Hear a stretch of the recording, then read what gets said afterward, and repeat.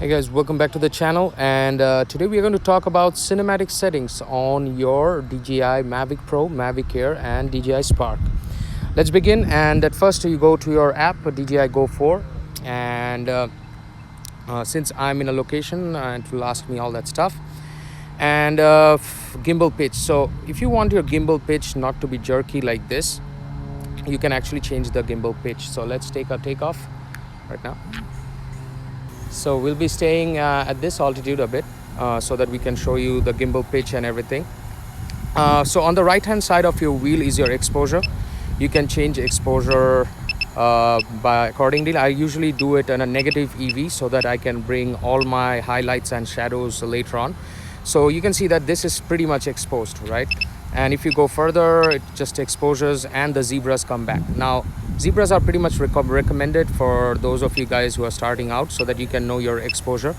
Like this is perfectly exposed. I just keep it minus 0.3 AV. And after that, we are going to go and talk about our gimbal settings. So go to adjust gimbal. You can do that adjustment if you want, but we are not going to do this. We are going to come back from there, advanced settings and gimbal pitch. So if you take this all the way up, what's this? It's too fast, so you cannot even create cinematic shots. So gimbal pitch speed, just bring it down to probably a sweet 8 or 7. Remember this, whenever you're flying FPV or anything, it will be very slow. So this is only for cinematic purposes. Now let's see what it does. So whenever you're pressing this, watch this slow introduction. So for example, you are cruising at like this and you want to take this shot.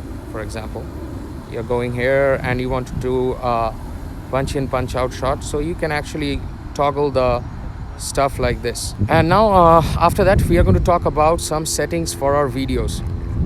So for our videos, we'll go back to the settings section and histogram. Now if you want to turn on your histogram, you can turn it on.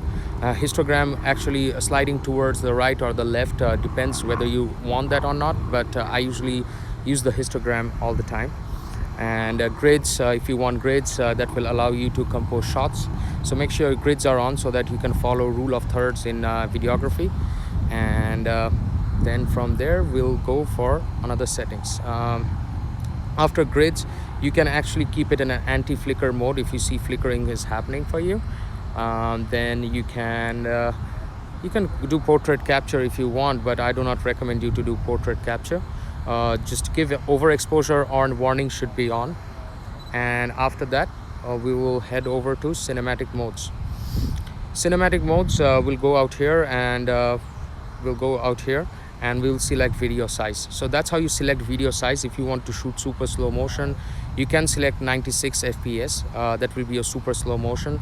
Also, you can shoot at 30 FPS your 2K, and if you're shooting 4K, this one supports 30 FPS. You can shoot 30 FPS if you want. From there, we'll go for video format.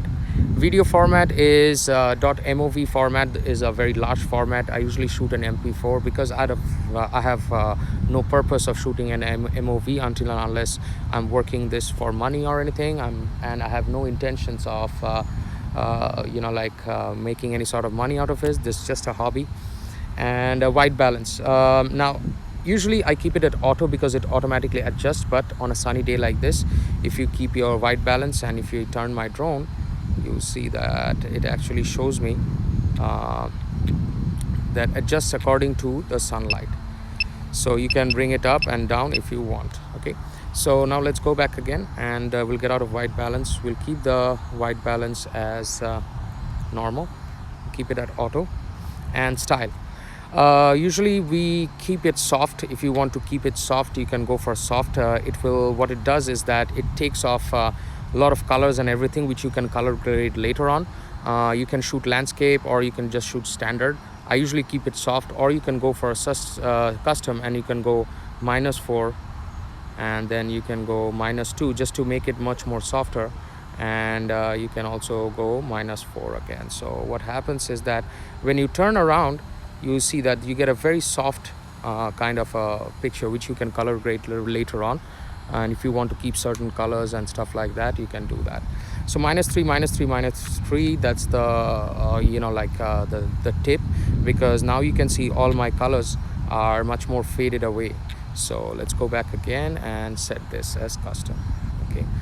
And color, you can shoot de-cine-alike if you want. That de-cine-alike will give you that S-lock feeling, and you can change the color back to soft, and you can go for de-cine-alike. If you're shooting D-log, that's D-log.